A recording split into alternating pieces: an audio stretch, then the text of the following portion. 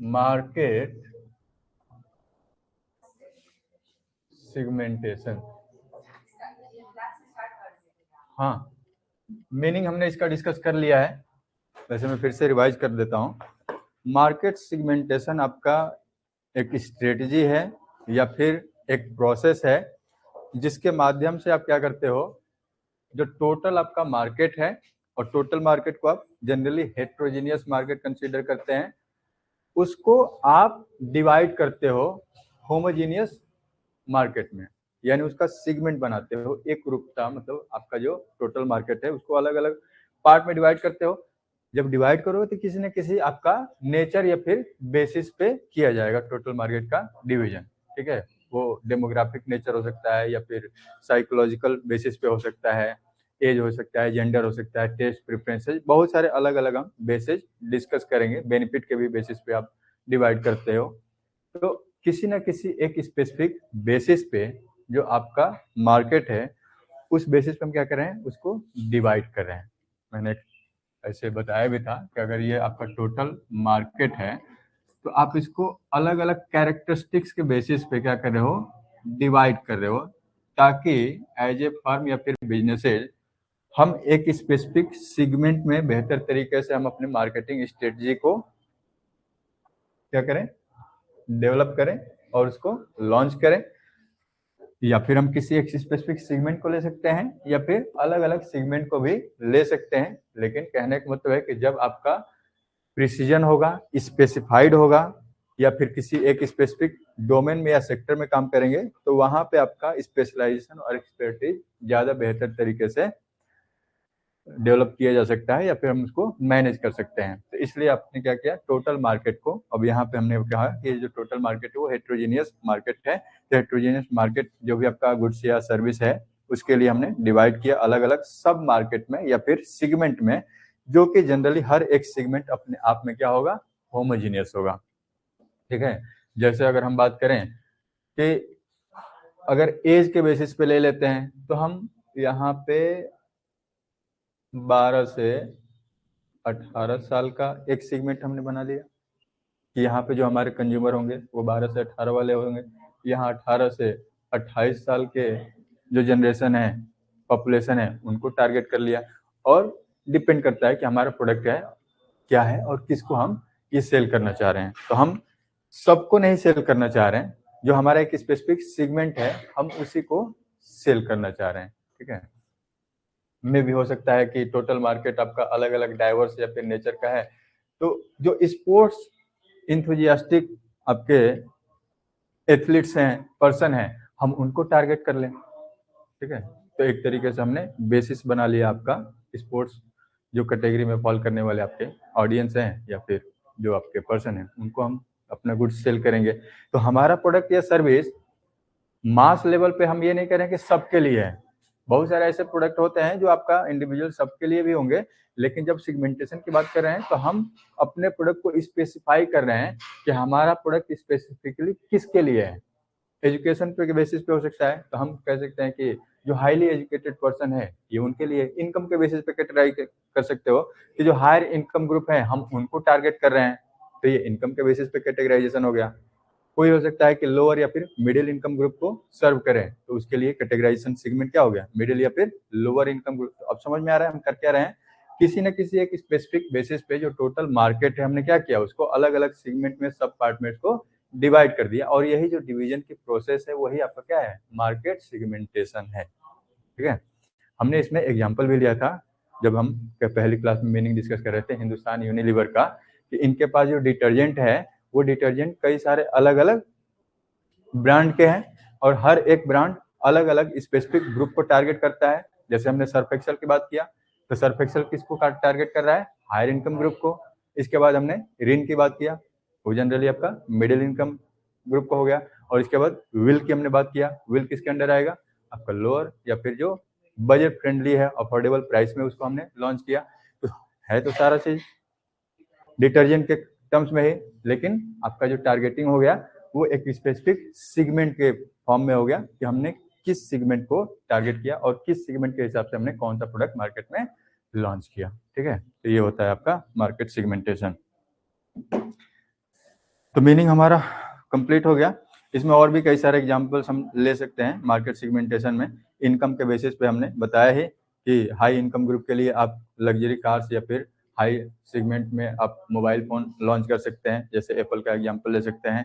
इसके अलावा आपका जेंडर के बेसिस पे हो सकता है कि कुछ आपका स्पेसिफिक प्रोडक्ट आपका केवल मेल के लिए हम प्रोडक्ट लॉन्च कर रहे हैं और कुछ स्पेसिफिक प्रोडक्ट आपका हो सकता है केवल फीमेल के लिए हो सकता है। ठीक है, तो ये आपका हमने देख लिया कि जेंडर के बेसिस पे आप कैटेगराइजेशन कर सकते हो। जेंडर के बेसिस में भी आपका सब क्लासिफिकेशन होता है कि मेल या फीमेल में किस एज ग्रुप को आप टारगेट कर रहे हो। ठीक है, तो टीनेज है या फिर यंग एज है या फिर ओल्ड एज है या फिर चिल्ड्रेन है, ये आपका सेगमेंट बन रहा है ना, यही आपका सेगमेंटेशन है। तो अब यहाँ पे सेगमेंटेशन का मीनिंग तो हमने समझ लिया। अब यहाँ पे बात आता है कि आखिर आप सेगमेंटेशन करते क्यों हो। कुछ तो मैंने मीनिंग को डिस्कस करने के टाइम पे ही एक्सप्लेन कर दिया है, लेकिन इसके अलावा और क्या क्या रीजन है। ओवरऑल बात करें इसके इम्पोर्टेंस की या फिर नीड की, तो मार्केट सेगमेंटेशन जरूरत क्यों है इसकी। तो अब यहाँ पे इसके नीड की बात करते हैं। Need for market segmentation. Need for market segmentation, पहला हम रीजन ले लेते हैं, वो है आपका diverse consumer preference. Diverse consumer preferences.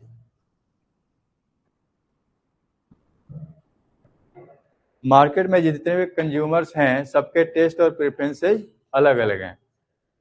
अगर कपड़े की बात करें तो हर इंडिविजुअल की जो टेस्ट और प्रेफरेंस कपड़े की लेके है वो अलग अलग है। हर कोई सिमिलर काइंड ऑफ अपैरल पहन के नहीं घूम रहा है, इसलिए आपका वेराइटी यहाँ पे जो भी प्रोडक्ट हैं उसमें आपको देखने को मिलता है। तो क्योंकि कस्टमर के टेस्ट और प्रेफरेंसेज अलग अलग हैं, उनके अकॉर्डिंग हमें क्या करना पड़ता है, अपने प्रोडक्ट को लॉन्च करना पड़ता है। तो टेस्ट और प्रेफरेंसेज को आपको देखना पड़ता है। वाइड रेंज ऑफ प्रेफरेंसेज है, कंज्यूमर का जो बाइंग बिहेवियर है वो अलग अलग टर्म्स में अलग अलग है, मोटिवेशन उनका अलग है।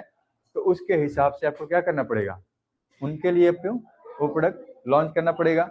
तो पहली चीज है कि हम कस्टमर की रिक्वायरमेंट देख रहे हैं, उनकी नीड देख रहे हैं कि बेसिक उनकी रिक्वायरमेंट क्या है, उनका टेस्ट और प्रेफरेंसेस क्या है, उसी के हिसाब से हम क्या करेंगे, अपने प्रोडक्ट को उनको डिलीवर करेंगे। अब जैसे इसमें भी अगर हम स्मार्टफोन इंडस्ट्री की बात करें तो हो सकता है कि जो टेस्ट और प्रेफरेंसेस कुछ लोगों का हायर होता है, यानी उनको बेहतर और हाई परफॉर्मेंस वाले स्मार्टफोन चाहिए। तो जैसे उसमें आपके एप्पल या फिर जो हायर एंड प्रोडक्ट हैं सैमसंग के, वो इसमें इंक्लूड किए जा सकते हैं। और कुछ जो आपका सेगमेंट है उनको केवल बेसिक फीचर ही चाहिए होते हैं, अफोर्डेबल प्राइस पे चाहिए होता है। तो अब यहाँ पे टेस्ट और प्रेफरेंस देख रहे हो कुछ के जो, अब वो अब अलग बात है कि जिसको स्पेसिफिक रिक्वायरमेंट नहीं है वो भी क्या है, हायर एंड प्रोडक्ट लेके घूम रहा है। ठीक है, लैपटॉप की अगर हम बात करते हैं तो बहुत सारे आपके ऐसे स्टूडेंट होंगे जिनको i3 या फिर लोअर एंड का जो आपका लैपटॉप होगा उससे भी उसका काम चल जाएगा, लेकिन उसको i5 चाहिए, i7 चाहिए। क्यों चाहिए, तो बस दिखाने के लिए मैं i7 मेरा प्रोसेसर बहुत तगड़ा है, मैं बहुत प्रोसेसिंग वाला काम करता हूँ, नहीं ऐसा कुछ नहीं है। तो बस जो कस्टमर है उनकी स्पेसिफिक नीड क्या है। ठीक है, जनरली आप नीड पे फोकस करते हो और उसके अकॉर्डिंग आप अपने प्रोडक्ट को डेवलप करते हो। तो अब यहाँ पे टेस्ट और प्रेफरेंसेज, मैं अपना भी एग्जांपल ले लेता, मेरा साइकिल से काम चल जाता है, तो मेरे को बाइक का बहुत ज्यादा शौक नहीं है, इसलिए मैं साइकिल से पूरा बलिया घूम लेता हूँ। तो अब मेरा टेस्ट प्रेफरेंसेज अलग हो गया। तो एक साइकिल वाला सेगमेंट हो गया, एक बाइक वाला सेगमेंट, किसी को कार भी चाहिए, तो अब सबके लिए वो सारी चीजें है ना। तो अब कार मैन्युफैक्चरर होगा तो उसमें भी अलग अलग आपके वैरायटी होंगे, कलर उसमें वेरिएशन आ जाएगा, किसी को डिफरेंट कलर चाहिए होगा। तो ये टेस्ट और प्रेफरेंसेस के हिसाब से हमने सेगमेंट किया कि मेन चीज आपका सेगमेंटेशन का जो मोस्ट इंपॉर्टेंट अगर फीचर्स की बात करें या फिर इंपॉर्टेंस, वो ये कस्टमर का प्रेफरेंसेज ही है। सारे कंज्यूमर आपके एक जैसे नहीं है, डाइवर्सिटी है। ठीक है, कंजम्पशन पैटर्न सबका डिफरेंट है, तो उसके हिसाब से आपको प्रोडक्ट डेवलप करने पड़ेंगे। दूसरा, इफेक्टिव रिसोर्स एलोकेशन। दूसरे फैक्टर की बात करें तो हम कह रहे हैं कि ये है इफेक्टिव रिसोर्स एलोकेशन या फिर यूटिलाइजेशन। बहुत ही सिंपल है, इकोनॉमिक्स में तुम लोग को बताया भी है। ठीक है, बिजनेस इकोनॉमिक्स में, कि आपके पास जो रिसोर्स है, संसाधन है, जब आपने एक स्पेसिफिक सेगमेंट टारगेट कर लिया तो आपका जो रिसोर्स है वो क्या है, उसी स्पेसिफिक सेगमेंट में यूटिलाइज होगा। तो अब उस संसाधनों का बेहतर या फिर ऑप्टिमम यूटिलाइजेशन होगा, अननेसेसरी वेस्टेज नहीं होंगे आपके रिसोर्सेज के। इसलिए हम कह रहे हैं कि जब भी आप बात करते हो ऑप्टिमम यूटिलाइजेशन ऑफ रिसोर्सेज की, तो मार्केट को अगर आपने सेगमेंट कर दिया है, डिवाइड कर दिया है, तो आपका टारगेट क्या है, वही एक स्पेसिफिक सेगमेंट है, ना उसके इधर और ना उसके उधर, मतलब आपको दाएं बाएं कहीं जाने की जरूरत नहीं है। तो एक स्पेसिफिक सेगमेंट में बेहतर तरीके से आपका रिसोर्स का यूटिलाइजेशन होगा। तीसरा इसी से रिलेटेड है आपका कि जो आपके मार्केटिंग स्ट्रेटजी है, ठीक है, वो आपके कस्टमाइज हो जाएंगे। Customize marketing strategy, customize marketing strategies.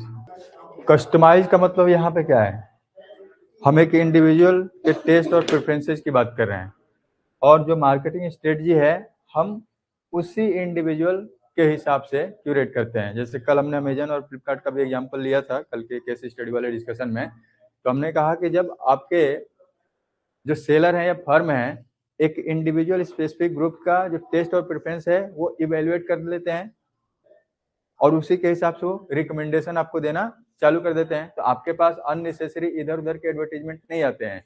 जो स्पेसिफिक प्रोडक्ट या सर्विस आप सर्च कर रहे हैं उसी से रिलेटेड आपके रिकमेंडेशन वहां पे आ रहे हैं। तो अब ये कैसे हुआ, जब आपको उनका टेस्ट प्रेफरेंस या फिर एक स्पेसिफिक आपका सेगमेंट पता चल गया, तो आपने रिसोर्सेज को भी क्या किया, उसी सेगमेंटेशन के तरफ एलोकेट कर दिया। तो इसको हम कहते हैं कि जो आपका मार्केटिंग स्ट्रेटजी हम उसको अलाइन कर रहे हैं, कस्टमाइज कर रहे हैं एक कस्टमर के स्पेसिफिक जो रिक्वायरमेंट है उसके तरफ।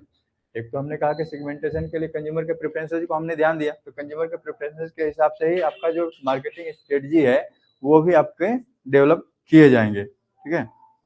तो चाहे आपका जो specific segment higher end consumer है, हायर इनकम ग्रुप है, या फिर लोअर मिडिल इनकम ग्रुप है, या फिर लोअर इनकम ग्रुप है, उसके हिसाब से ही हमारी मार्केटिंग की जो स्ट्रेटजी है डेवलप की जाएगी। चाहे प्रोडक्ट का प्रमोशन हो, प्राइसिंग हो या फिर सेलिंग हो, सब उसी हिसाब से किया जाएगा। तो सेगमेंट हो जाएगा, तो सेगमेंट के माध्यम से वो सारी चीजें आप देखोगे, ठीक है। जो कम्युनिकेशन प्रेफरेंसेज भी है, जैसे आपको एडवर्टीजमेंट करना है, तो एडवर्टीजमेंट में भी आप देखोगे ना कि हमारे जो कंज्यूमर हैं वो कहाँ पे ज्यादा एक्टिव हैं, एक्टिव यूजर्स कहाँ पे, किस सोशल मीडिया पे हैं, तो हम उसी सोशल मीडिया पे हम अपना एडवर्टीजमेंट रन करेंगे। हम यूट्यूब पे नहीं करेंगे या फिर हम फेसबुक पे नहीं करेंगे, हम इंस्टाग्राम पे करेंगे। तो हम इंस्टाग्राम पे क्यों करेंगे, क्योंकि हमारे जो स्पेसिफिक टारगेट ऑडियंस हैं, जो हमारा सेगमेंट है वो कहाँ पे है, वो इंस्टाग्राम पे है। तो हम क्या करेंगे, अपने मार्केटिंग स्ट्रेटजी इंस्टाग्राम के माध्यम से फुलफिल करेंगे। तो ये आपका एग्जाम्पल भी हो गया। अगला देखो, product development and innovation. Product development and innovation. Product का जो डेवलपमेंट होगा या फिर नवाचार होगा या फिर उसमें जो भी मॉडिफिकेशन होगा या फिर इम्प्रूवमेंट होगा, वो भी आपके सेगमेंटेशन के एक बार डिसाइड होने के बाद ही होगा, ठीक है। तो कंज्यूमर का जो यूनिक नीड है या फिर प्रेफरेंसेज है वो हर कंज्यूमर के लिए आपका अलग अलग है। तो अब हमारे को एग्जैक्टली कस्टमर के टेस्ट और प्रेफरेंसेस के बारे में जानकारी होगी, तो हमारे जो प्रोडक्ट का जो डेवलपमेंट होगा या फिर उसमें जो मॉडिफिकेशन होगा, चेंज भी होगा, वो क्या होगा, वो उसी हिसाब से किया जाएगा। जैसे अगर हम बात करते हैं, यही एग्जांपल ले लेते हैं, स्किन केयर कंपनी है, तो स्किन केयर कंपनी क्या कर सकती है, जैसे अगर कोई प्रोडक्ट बना रही है स्किन के लिए, ठीक है, चाहे एक्ने के लिए हो या फिर किसी और भी टर्म्स में उनका स्पेसिफिक प्रोडक्ट हो सकता है, तो मान लो स्किन केयर प्रोडक्ट है, तो हर एक इंडिविजुअल का जो स्किन है वो अलग अलग तरीके से रिएक्ट करता है, उनका स्किन का टोन आपका अलग अलग होता है। जैसे आपका स्किन का टाइप अलग अलग है, किसी का ऑयली स्किन होता है, किसी का ड्राई होता है, किसी का सेंसिटिव स्किन होता है। तो अब यहाँ पे सिगमेंटेशन क्या है, प्रोडक्ट का यहाँ पे डेवलपमेंट और इनोवेशन क्या है कि हम स्पेसिफिक स्किन टाइप के हिसाब से अपने प्रोडक्ट को मार्केट में लॉन्च कर रहे हैं। तो एक नॉर्मल या फिर जनरल प्रोडक्ट हो सकता है जो all kind of skin type को सूट करे, और एक स्पेसिफिक हम बना रहे हैं, क्यों, क्योंकि कुछ लोगों का ऑयली स्किन ही होता है, तो ऑयली स्किन के लिए हम एक स्पेसिफिक हमने प्रोडक्ट बना दिया। ड्राई स्किन है उसके लिए हमने अलग बना दिया। तो हमारा सेगमेंट क्या हो रहा है, डिफरेंट हो रहा है as per the customer need. तो अब यहाँ पे जो प्रोडक्ट का डेवलपमेंट या फिर हम प्रोडक्ट में जो वेरिएशन लेके आ रहे हैं वो हमने क्या किया, सेगमेंट कर दिया कि ये हमारा प्रोडक्ट ऑयली स्किन वाले के लिए है। ये हमारा प्रोडक्ट किसके लिए है? ड्राई स्किन के लिए है। और ये तीसरा प्रोडक्ट वो जनरल है, यानी ऑयली और ड्राई होगा तो उस पर भी ये वर्क कर जाएगा। तो अब यहाँ पे स्पेशलाइजेशन और जनरलाइजेशन दोनों तरीके से हमने कर लिया, ठीक है। इसमें आपका एक एग्जांपल भी है स्किन क्राफ्ट का। स्किन क्राफ्ट ने, ये आपका एक कंपनी है जिन्होंने स्पेसिफिक प्रोडक्ट डेवलप किया हर एक स्किन टाइप के हिसाब से, ठीक है। तो आप इनका वेबसाइट पे जाके चेक कर सकते हैं कि स्किन क्राफ्ट में कौन कौन से प्रोडक्ट हैं। इसमें अलग अलग देखो, इसमें फोटोज भी दिखाए गए हैं। एक सीमा है, ऑयली स्किन और डार्क सूट करता है इनके ऊपर, और फिर पूजा है ऑयली स्किन के लिए, रीमा है इनके लिए प्रोडक्ट है, एक ने ऑयली स्किन, और इसके बाद रिया है टैनिंग और पिगमेंटेशन के लिए, और एक मेघना लड़की है उनके लिए हमने बनाया है क्या, ड्राई एंड सेंसिटिव। हो गया कैटेगराइजेशन सबके हिसाब से। लास्ट देखो वो है आपका कॉम्पिटिटिव एडवांटेज। कॉम्पिटिटिव एडवांटेज यानी मार्केट में आपको जो आपके कंपटीटर्स हैं उनसे बेहतर परफॉर्म करना है, या फिर आपको अपने प्रोडक्ट की यूनिकनेस दिखानी है कि आपका प्रोडक्ट या फिर सर्विस आपके कंपटीटर के रेफरेंस में या फिर कंपैरिजन में कितना बेहतर है। तो जब आप सिगमेंट कर देते हो तो इससे आपका स्पेशलाइजेशन का बेनिफिट मिल जाता है। अब जैसे अगर हम किसी डॉक्टर की बात करें और किसी को आई में प्रॉब्लम आ रही है, आंख की अगर कोई दिक्कत है, तो वो एक जनरल सर्जन के पास या डॉक्टर के पास जाएगा और कंपेरेटिवली एक आई स्पेशलिस्ट के पास जाएगा, तो वहां पे बेहतर इलाज होने की संभावना किसके पास रहेगी? जहां आंख का एक स्पेशलिस्ट डॉक्टर बैठता है, ठीक है। तो स्पेशलाइजेशन का बेनिफिट मिला। तो अब यहाँ पे सिगमेंटेशन में भी आप क्या कर रहे हो कि एक स्पेसिफिक डोमेन में काम कर रहे हो, आप 10 चीजें नहीं कर रहे हो। तो अब एक स्पेसिफिक डोमेन में काम करोगे, एक स्पेसिफिक सेगमेंट में काम करोगे, तो आपका जो ओवरऑल एक्सपीरियंस होगा या फिर जो सर्विस होगा वो बाकी के कंपैरिजन में क्या होगा, बेहतर होगा। तो इसलिए स्पेशलाइजेशन का बेनिफिट मिल जाता है। तो कॉम्पिटिटिव एडवांटेज आपको यहाँ पे मिलेगा, ठीक है। चलो, तो ये सारी चीजें तो हमने बात कर ली किस टर्म्स में, नीड के टर्म में या फिर इंपॉर्टेंस के। नीड भी आएगा तो यही लिखना, और इंपॉर्टेंस की बात आएगी तो भी यही लिखना कि सिगमेंटेशन की इंपॉर्टेंस क्या है या फिर क्यों है। अगला हम देखते हैं बेसिस या फिर बेसिस फॉर सिगमेंटेशन। सिगमेंटेशन आपका कैसे किया जाएगा, लिख लो topic, basis for segmenting consumer market. Basis for segmenting consumer market.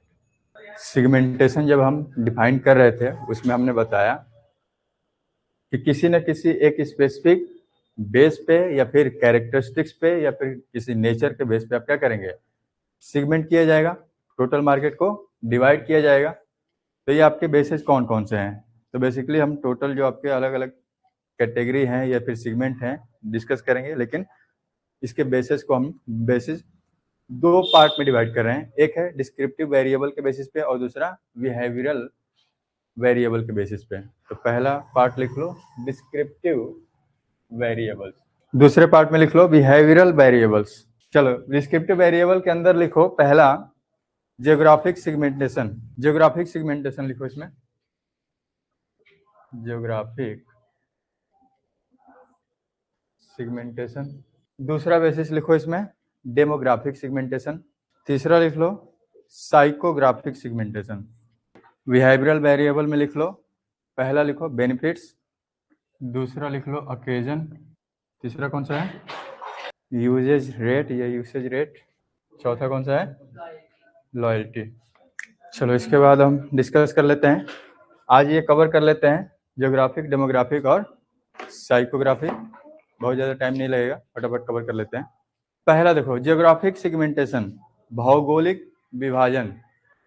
नाम से ही पता चल रहा है यहाँ पे जो जियोग्राफिक सिगमेंटेशन है वो लोकेशन के बेसिस पे है, किसी भी एक एरिया या फिर रीजन के बेसिस पे आप इसको डिवाइड, या फिर आपका कोई आप क्लाइमेट भी ले सकते हैं, आप मौसम भी ले सकते हैं कि एक स्पेसिफिक लोकेशन का मौसम कैसा है। तो लोकेशन, रीजन, क्लाइमेट या फिर पॉपुलेशन डेंसिटी, ये सारे एलिमेंट्स ज्योग्राफिक सिगमेंटेशन के एज एक फैक्टर्स में हम इसको इंक्लूड करते हैं।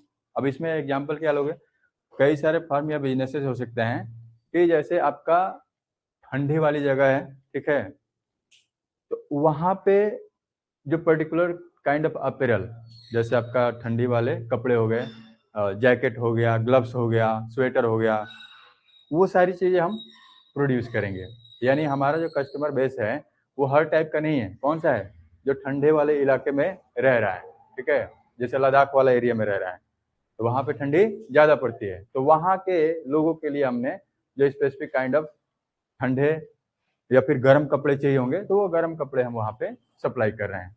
तो एक हो सकता है, दूसरा आपका हिली एरिया हो, वहाँ के हिसाब से आप अलग तरह के कपड़े प्रोवाइड करें, या फिर कोस्टल एरिया हो सकता है, ठीक है, कोस्टल एरिया, तो वहाँ पे बहुत ज़्यादा गर्मी नहीं पड़ती है, तो कोस्टल एरियाज के लिए आप हल्के कपड़े, इस तरह के कपड़े आप मार्केट में लेके आ सकते हैं। तो आपका टारगेट क्या है? एक स्पेसिफिक ग्रुप हो गया, ठीक है। तो ये हो गया आपका ज्योग्राफिकल सिगमेंटेशन, कि किसी भी एक लोकेशन को ले लिया। लोकेशन हो सकता है कि हमारा यूपी, बिहार, इधर के लोगों के लिए हम कुछ प्रोडक्ट लेके आ जाएं, बाकी के प्रोडक्ट मतलब जो आपका एरिया है उनके लिए हम टारगेट नहीं कर रहे हैं। तो यहाँ पे लोकेशन के बेसिस पे या फिर रीजन के बेसिस पे आप अपने प्रोडक्ट को डेवलप कर रहे हैं। तो यहाँ पे मैंने एग्जाम्पल ले लिया, चाहे आपका ठंडी वाले इलाके हो या फिर आपके गर्म हो या फिर आपका जो कोस्टल एरिया है उसके हिसाब से। अब जैसे मुंबई वगैरह क्षेत्र है, मुंबई में आपका कब बारिश हो जाती है, कब धूप हो जाती है, तो वहाँ पे अम्ब्रेला का अगर बिजनेस चला रहा है तो वो चलेगा, ठीक है, क्योंकि वहाँ पे एक तरीके से रेगुलर रिक्वायरमेंट है। तो ये आपका स्पेसिफिक टारगेटिंग होगी ज्योग्राफिकल या फिर लोकेशन के बेसिस पे, ठीक है। इसमें एक कंपनी भी है कोसा, ठीक है। कोसा वो कंपनी है जो एक्सट्रीम कोल्ड एरियाज के लिए क्लॉथ का प्रोडक्शन करती है। यानी इनका जो कपड़ा है, क्लोथ है, -20 डिग्री सेल्सियस से लेके और 15 डिग्री सेल्सियस तक के तापमान को बियर कर लेता है, ठीक है। तो -15 डिग्री मायने रखता है। तो अब स्पेसिफिकली इन्होंने किसको टारगेट किया? एक्सट्रीम कोल्ड एरियाज वाले जो कस्टमर्स हैं, कंज्यूमर हैं, उनके लिए इन्होंने अपना प्रोडक्ट लॉन्च किया, चाहे वो स्नो पैंट्स हो, मफलर हो, या फिर जॉगर्स हो, स्वेटर हो, वुलन कपड़े हो, सॉक्स हो, ये सारी चीजें इन्होंने प्रोड्यूस करी। तो ये ऐसा कुछ नहीं है, हाँ कंसेंट लिया गया होगा कि हम मेंशन कर रहे हैं, लेकिन जरूरी नहीं है कि इन्होंने पे किया होगा, ठीक है। प्रमोशन हो रहा है तो जरूरी नहीं है कि इन्होंने पे किया, क्योंकि यहाँ पे हम एजुकेशनल कंटेंट बना रहे हैं ना, तो यहाँ पे तो हम प्रमोशनल कंटेंट के रूप में इसको देख नहीं रहे हैं, ठीक है। ये तो हम जो आपका जो स्पेसिफिक टॉपिक है, ठीक है, उसको हम क्लैरिफाई करने के लिए अलग अलग ब्रांड्स के एग्जाम्पल ले रहे हैं, ठीक है। मे भी हो भी सकता है, मैं 100% श्योर नहीं हूँ, लेकिन बुक में जो भी एग्जाम्पल मेंशन किए गए हैं वो इसलिए हैं कि आपका जो टेक्सचुअल मैटर है, जो आपका कंटेंट है, उसको हम जस्टिफाई कर सकें, उसको हम सपोर्ट कर सकें, एग्जाम्पल के माध्यम से इसकी क्लैरिटी दे सकें, इसलिए ऐसे ऐसे एग्जाम्पल लिए गए हैं। चलो डेमोग्राफिक सेगमेंटेशन देख लेते हैं। तो डेमोग्राफिक बात करते हैं, तो डेमोग्राफिक प्रोफाइल क्या होता है ऑलरेडी हम लास्ट वाली क्लास में डिस्कस किए थे।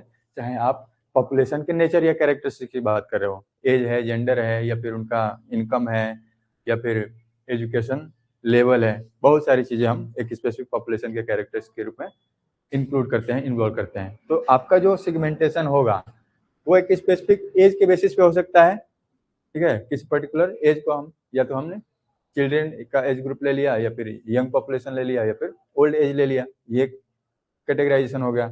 इनकम के बेसिस पे हो सकता है, हाई, मिडिल और लोअर इनकम ग्रुप हो सकता है। एजुकेशन के बेसिस पे हो सकता है, ठीक है, कि आपका एजुकेटेड वाले के लिए है कि अनएजुकेटेड के लिए है, या फिर जनरल है, या फिर आपका जेंडर के बेसिस पे हो सकता है, स्पेसिफिकली मेल के लिए प्रोडक्ट है या फिर फीमेल के लिए है।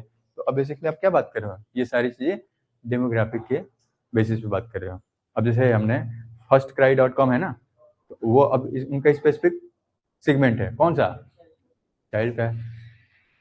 बात समझ में आ रही है ना? तो ये सारी चीजें हम कह रहे हैं कि डेमोग्राफिक बेसिस पे आपका सेगमेंटेशन होगा। तो कंज्यूमर का एक अलग अलग आपने ग्रुप बना दिया डेमोग्राफिक प्रोफाइल के बेसिस पे। तीसरा देखो साइकोग्राफिक सेगमेंटेशन, ठीक है। साइकोग्राफिक सेगमेंटेशन यानी हम मनोवैज्ञानिक स्थिति की बात कर रहे हैं कि जो आपका कंज्यूमर है उसकी साइकोग्राफिक स्टेटस क्या है, ठीक है, उनकी साइकोलॉजी क्या है, उनके साइकोलॉजी के बेसिस पे भी हम बात करते हैं। साइकोलॉजिकल उसका स्टेटस हो सकता है, लाइफ स्टाइल हो सकता है, या फिर उनका किसी भी चीज को वैल्यू बिलीफ किस तरीके से है, उनका पर्सनालिटी क्या है, टेस्ट क्या है, ये सारी चीजें आपके साइकोलॉजिकल सेगमेंटेशन के या कैटेगरी में आ जाएगा। तो इसके बेसिस पे पर्सनालिटी के बारे में बात करें या फिर एक स्पेसिफिक ग्रुप के लाइफ स्टाइल की बात करें, तो कई सारे कंज्यूमर का जो लाइफ स्टाइल होता है, अब हम लाइफ स्टाइल का हेल्दी हो सकता है, अनहेल्दी हो सकता है। अगर हेल्दी लाइफ स्टाइल वाले पर्सन को लें तो वो जनरल क्या होगा, डाइट को लेके बहुत ज़्यादा अवेयर या फिर कॉन्शियस रहता है कि मुझे स्पेशली कौन से डाइट को फॉलो करना है, क्या मुझे कंज्यूम करना है, या फिर लाइफ स्टाइल में आपका जो पहनावा है, वेशभूषा है, वो भी काफी मैटर करता है, ठीक है। तो उसके हिसाब से भी आपका सेगमेंटेशन किया जा सकता है। तो बहुत सारे आपके कंपनी होते हैं जो लाइफ स्टाइल में, जैसे अगर हेल्थ कॉन्शियस जो आपके जो हेल्थ कॉन्शियस इंडिविजुअल्स हैं या फिर पॉपुलेशन है, उनके लिए एक स्पेसिफिक प्रोडक्ट मार्केट में लेके आ सकते हैं। जैसे हमने हेल्दी 5 मी का एग्जांपल लिया था, तो हेल्दी 5 मी उनके पास जो भी डाइट के प्लान है या फिर एक्सरसाइज से रिलेटेड या फिर जिम से रिलेटेड उनके जो रिकमेंडेशन है, वो सबके लिए नहीं है। किसके लिए है? जो हेल्थ कॉन्शियस पर्सन है उनके लिए है, जो हेल्थ को लेकर काफी अलर्ट हैं। उनका फूड हैबिट या फिर डाइटरी प्लान क्या होना चाहिए पूरे ड्यूरेशन में, चाहे दिन की बात करें या फिर पूरे हफ्ते की बात करें या फिर महीने साल, उनका ओवरऑल लाइफ स्टाइल कैसे रहेगा, वो उनको टारगेट कर रहे हैं, ठीक है। तो एक आपका हेल्दी 5 मी का हमने एग्जाम्पल ले लिया। इसके अलावा फिटनेस अपैरल ब्रांड्स, ठीक है, इसमें मैं एग्जाम्पल ले लेता हूँ। डिकैथलॉन का नाम सुना है तुम लोगों ने? डिकैथलॉन, ठीक है, नहीं सुना है तो सुन लो। डिकैथलॉन आपकी एक ऐसी कंपनी है, फॉरेन कंपनी है, जो केवल स्पोर्ट्स इंथुजियास्ट है ना, स्पोर्ट्स वाले लोग हैं या फिर स्पोर्ट्स में जो रुचि या इंटरेस्ट रखते हैं, उनके लिए हर तरह का आइटम या फिर गुड्स ये प्रोड्यूस करते हैं। चाहे स्पोर्ट्स के आपके आइटम्स हो, चाहे गेम्स एंड स्पोर्ट्स में आपका बैट हो गया, बॉल हो गया, बैडमिंटन हो गया, या फिर कपड़े में आपका टी शर्ट हो गया, या फिर आपके ट्राउजर्स हो गए, ये सारी चीजें स्पोर्ट्स से रिलेटेड, शूज हो गया, सॉक्स हो गया। तो इनके जो आउटलेट हैं डिकैथलॉन के, जैसे शॉपिंग मॉल में जाते हो ना, तो शॉपिंग मॉल में फ्लोर वाइज कैटेगराइजेशन रहता है कि एक में आपका बच्चों के लिए कपड़े हो गए, एक में मेल के लिए हो गए, और एक में आपका फीमेल के लिए हो गए। इसके अलावा जो हाइपर मार्केट या सुपर मार्केट होता है, उसमें सब्जियों का भी एक अलग सेक्शन होता है, बर्तन का एक अलग सेक्शन होता है, तो पूरा डिवाइडेड होता है। जब आप डिकैथलॉन के आउटलेट में जाओगे, इनके यहाँ सारी चीजें स्पोर्ट्स वियर से लेके और गेम्स एंड स्पोर्ट में यूज किए जाने वाली जितने भी चीजें होती है, वही सारी चीजें मिलेंगी। और इनका भी जो आउटलेट होता है काफी बड़े एरिया में फैला हुआ होता है, यानी पूरे इनके आउटलेट को घूमने में भी मान के चलो कि आधा पौना घंटा आपका निकल जाएगा केवल घूमने में। बाकी आप मार्केट में जो भी आप सेलेक्ट करो प्रोडक्ट, तो उसमें जितना आपका टाइम लगे, तो बड़े बड़े इनके आउटलेट होते हैं, ठीक है। तो डिकैथलॉन का केस मैं तुमको दे रहा हूँ, ठीक है। आइकिया का केस दिया था ना मैंने, किसको? अच्छा तुम्हारा ही है, ठीक है। तो तुम आइकिया करो, और अगर इसी वीक में तुम्हारा हो जाए, आज मंगलवार है ना, हो जाएगा, बहुत टाइम है, तो सैटरडे को तुम डिकैथलॉन का केस लेके आओ कि इनका बिजनेस क्या है और मार्केटिंग स्ट्रेटजी क्या है, टारगेट ऑडियंस कौन से हैं, हालांकि तभी तो मैं तुमको बता ही दिया टारगेट ऑडियंस कौन से हैं। तो इनके बारे में और भी ज़्यादा डिटेल तुम कलेक्ट करो और प्रेजेंट करो कि डिकैथलॉन किस तरीके से वर्क कर रहा है, इनके प्रोडक्ट या सर्विसेज क्या क्या हैं, और किस तरह के कस्टमर को ये टारगेट कर रहे हैं, इनका बिजनेस या फिर रेवेन्यू मॉडल क्या है। और एक चीज और इसमें इंक्लूड कर लेना, मैं हाईलाइट कर देता हूँ, डिकैथलॉन का जो स्पेलिंग है ना, ये एक टाइम के बाद अपने स्पेलिंग को रिवर्स ऑर्डर में किए थे। ठीक है। तो रिवर्स ऑर्डर में करने का एक स्पेसिफिक इनका लॉजिक था, रिसाइकलिंग को प्रमोट करने के लिए, कि आपके पास डिकैथलॉन का कोई भी प्रोडक्ट है, आप हमें वापस ले आके दे दो, हम उसकी रिसाइकलिंग भी करेंगे। और इनके प्रोडक्ट इतने अच्छे क्वालिटी के होते हैं, जैसे अगर मार्केट में जाओगे, कोई अगर जैकेट परचेज करके ले आओगे, कोई गारंटी नहीं मिलती है, ठीक है। शूज लेके आओ या फिर और किसी भी तरीके के कपड़े आप खरीदते हो, उस पर गारंटी वारंटी कुछ नहीं मिलती है। इनके यहाँ आप कोई भी प्रोडक्ट ले लो, एक टी शर्ट भी ले लो, एक जैकेट भी ले लो, 1 साल 2 साल 3 साल तक की गारंटी ये देते हैं। और थोड़ा सा अगर कुछ इशू आया, वो सीधे रिप्लेस कर देते हैं, ठीक है। क्या हो गया उसे, चेहरा सिकुड़ा रही हो? ठीक है, ये लास्ट टॉपिक है, इसके आगे नहीं पढ़ाऊंगा। तो साइकोग्राफी की हम बात कर रहे थे ना। तो पर्सनालिटी क्या है, एटीट्यूड क्या है, या फिर कंज्यूमर का बिहेवियर क्या है, लाइफ स्टाइल कैरेक्टरिस्टिक, ये सारी चीजें हम इसमें इंक्लूड करते हैं। तो इसमें हमने एक डिकैथलॉन का एग्जांपल ले लिया कि डिकैथलॉन जो स्पोर्ट्स वाले इंडिविजुअल्स हैं उनको हम टारगेट कर रहे हैं। इसके अलावा और कौन सा हमने एग्जाम्पल लिया था इसमें, और कुछ एग्जाम्पल लिया था? नहीं, तुम लोग का हो गया है लग रहा है। चलो ठीक है, इसके आगे हम कल डिस्कस करेंगे। चलो, तो ये हमारा पार्ट कंप्लीट हो गया। अब बिहेवियरल वेरिएबल्स हैं, इनको हम कल डिस्कस करेंगे।